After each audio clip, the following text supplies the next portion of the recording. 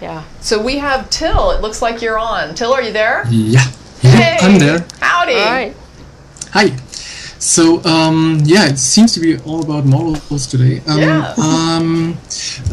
My question would be about how to actually conclude the step from atheist to humanist. So, because I grew up as a cultural Catholic and always kind of hated going to church and so on.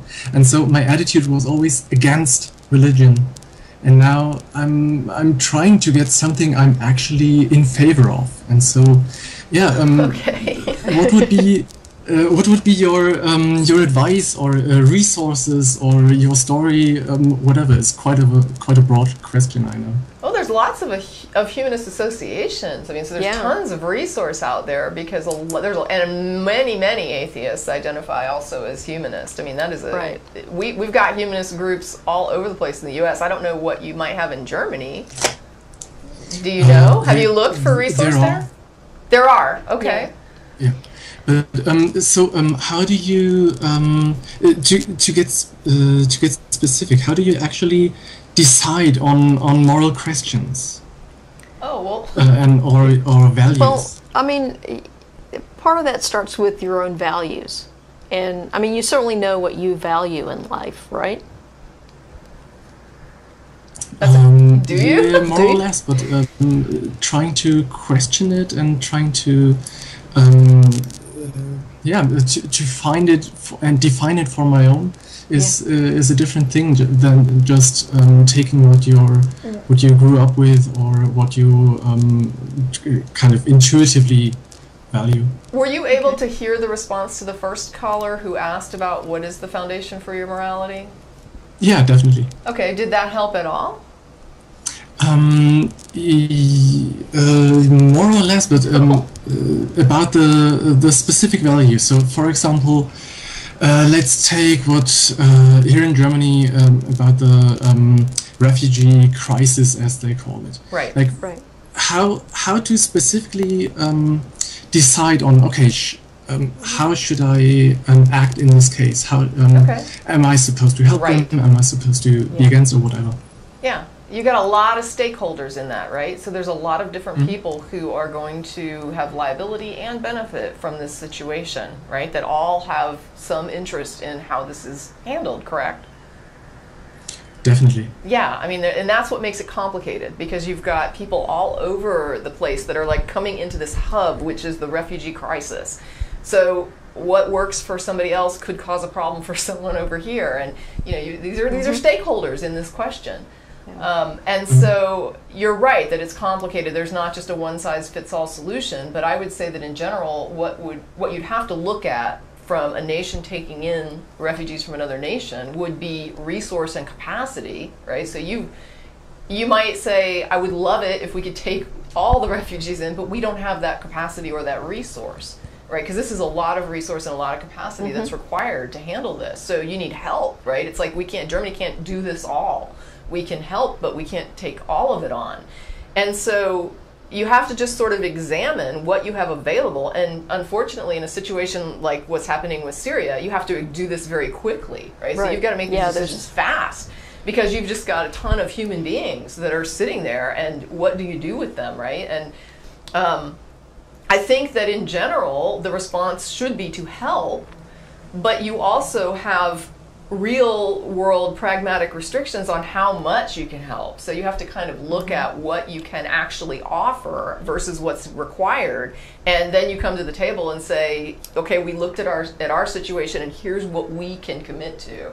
And it's like I say, that's an easy kind of overview of something that's not an easy situation, but in general it's going to be, what can you do? Yes, I do think that people are obligated to help other people in general, and so I would look at it from a standpoint of what can we offer reasonably without putting ourselves at some kind of risk of resource issues, and what is needed and what can we contribute and what are other countries gonna commit to as well, right? I mean, that simplifies it to a grotesque level, I know. Yeah. But I don't know how else you would approach it other than saying this is where we start.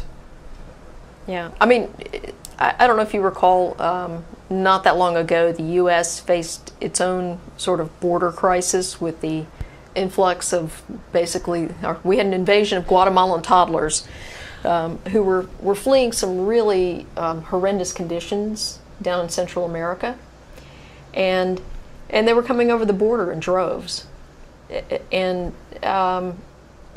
in that crisis, what I saw were certain public officials stepping up and acting,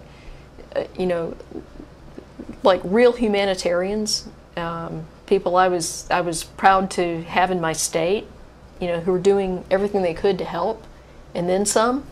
And then you had others who were really bent on doing as little as possible for people in a desperate situation. So I think that a crisis situation like that often sort of reveals people's character in a way that, day-to-day things just don't. And you can take a look at how public officials handle these things, and sort of, if you were in the situation of the person needing help, who would you want to, be faced with? The person who's doing everything they can to help, or the person who's doing everything they can to keep you from getting any help? Right. And I look at it that way, just as a matter of empathy, putting myself in a position of someone who's desperate for help. Yeah, it's a horrible place to be in, when you know Yeah. that you are literally relying on someone else's mercy, basically. Yeah. I mean, that's an awful situation to have to be in. Yeah. Absolutely, yeah. But I want to make a recommendation for you, since you're obviously interested in this and you sort of want this in-depth examination of your own values and moral system. Are you familiar with Dr. Richard Carrier?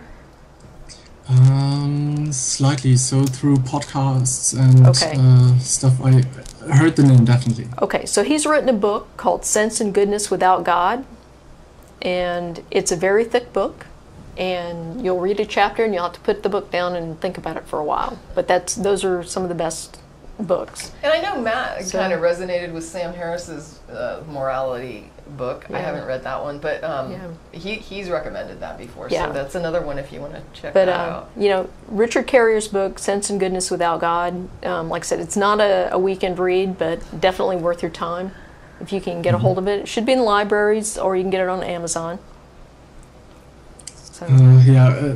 Probably more that, because I don't think that in German libraries they.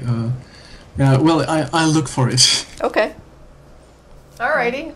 Well, thanks very much for your call. Thanks for your answers. All right. Thanks. Bye-bye.